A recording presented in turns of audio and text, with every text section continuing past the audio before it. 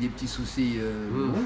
Donc voilà, mais Fonte, je peux dire que Thierry doit sa carrière à l'esprit corrosif de Fonte, parce que les premiers textes de ça, Fonte... je ne savais pas, oui. Tous les premiers succès oui, de Thierry... parce que quand Thierry il a démarré, par c'est grâce à Patrick Fonte.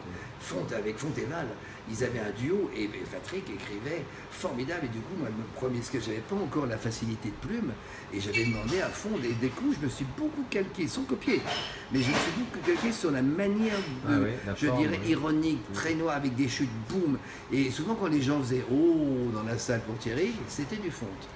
Mais en revanche, Thierry avait un gros complexe d'infériorité à l'époque en tant qu'auteur. Il achetait les textes, non, mais il ne voulait pas qu'on... C'était manqué à sa splendeur d'avouer qu'il avait des auteurs. Donc moi, j'ai eu pas mal de trucs comme ça, beaucoup pour la télé, etc. Où, voilà, personne, il disait... mais il savait te rendre ascenseur. Mais après, il a fini par l'avouer. Mais c'est vrai qu'au départ, il en a fait longtemps un complexe. C'est drôle, hein. En tous les cas, Olivier, un grand merci. On pourrait te laisser partir comme ça, d'autres aventures, parce qu'il a également très bien connu Jean Nohain. Sarah Bernard. Sarah Bernard, bien entendu. Mais avec qui on a fait tellement de galas, tellement le théâtre des variétés à Paris. Non, c'était une merveille. Non. Mais il continue à briller. C'était le premier imitateur d'Odette. Et là, Lederman et puis qui a eu une invention absolument incroyable dans le gestuel aussi par rapport aux autres. Ça a été le premier à apporter une dimension comme ça aux imitations. Théâtrale, avec les décors qui tombent et tout. Non, jusqu'à maintenant, les ventriloques étaient considérés comme une attraction de première partie. Alors toi qui es auteur, comédien bien sûr, ça tout le monde le sait, mais auteur de pièces aussi, est-ce qu'il aurait pu être un bon comédien? Il a été, il a fait un théâtre ce soir, et d'ailleurs, quand le théâtre ce soir passe, une pièce de Feydeau, Chat en poche, il a joué Chat en poche, mise en scène de Jean-Laurent Cochet. Et ce qui est formidable, c'est qu'elle passe une fois tous les 5-6 ans. Là, ils auraient pu la passer. Avec Patrick Guin, on était au 3e rang. Et Georges Folgoas, qui réalisait, n'arrêtait pas de nous prendre en contre-champ. Et Thierry, même pendant la pièce, il était formidable.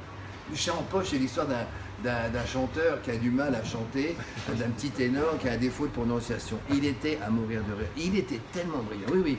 Mais vraiment, normalement, les imitateurs, ils ont une très bonne oreille. Il faut qu'ils s'habituent à jouer avec les autres, c'est tout.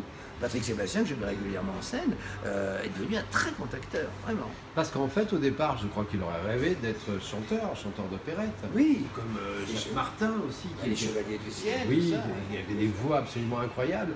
Et c'était la base de sa carrière. D'ailleurs, au moment où il faisait le fameux télécrochet, qu'il a un petit peu fait découvrir, il faut bien le dire, et bien, à ce moment-là, je crois que vous l'avez... Il faisait André Dassari, il faisait des grands... Oui, il faisait des... Luis Mariano.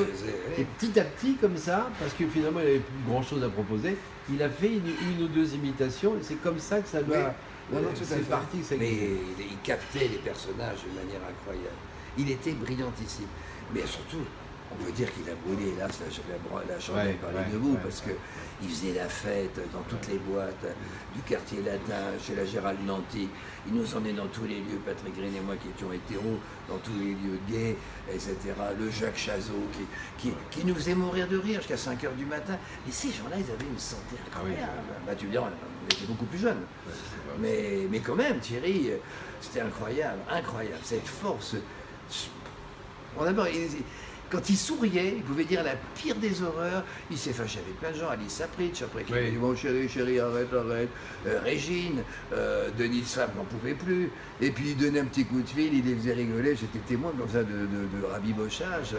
Et puis Bouvard a toujours adoré Thierry, même quand vraiment il l'imitait, qu'il se mettait à genoux, puis après il faisait le gag avec Aznavour, il avait épargné un peu Bouvard. Il dit, bon, j'en ai trouvé un autre. Bouvard le dit de lui-même. Bouvard dit en effet qu'il l'imitait en se mettant à genoux sur place. Oui, puis il mettait de grosses chaussures. En mettant de grosses chaussures, vous savez.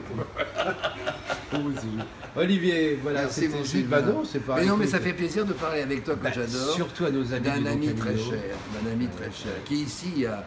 Donc, en fin de compte, je ne sais pas si Jean Vergne l'a dit l'autre jour quand on vous l'avait interrogé, c'est que sa renaissance, c'est Don Camillo. C'est-à-dire qu'il a eu un trou dans sa carrière à cause de Lederman, et Lederman lui a mis des bâtons dans les roues, il a eu un procès, que Thierry a gagné. Il m'a dit, donne-moi ton contrat, je vais te faire gagner, parce que nous aussi, nous avons voulu Coluche aussi, lui a fait un procès. Et en fait, Lederman faisait des contrats, ce qu'on appelle léonins.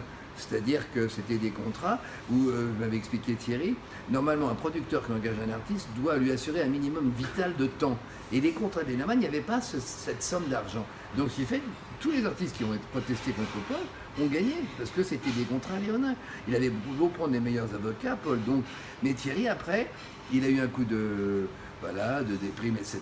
Et je En me souviens. 77. Ouais, et puis un jour, il me dit, mais tu passes au Don Camillo? Ben, j'ai dit oui. Et ben, il me dit, ben, moi aussi. Et alors, Thierry, Oui, qu'on oui. avait vu.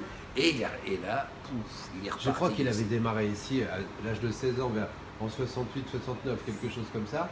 Et en effet, il est revenu, alors que c'était une immense vedette, comme tu viens de le dire, en 77, sur les conseils de Serge Lama.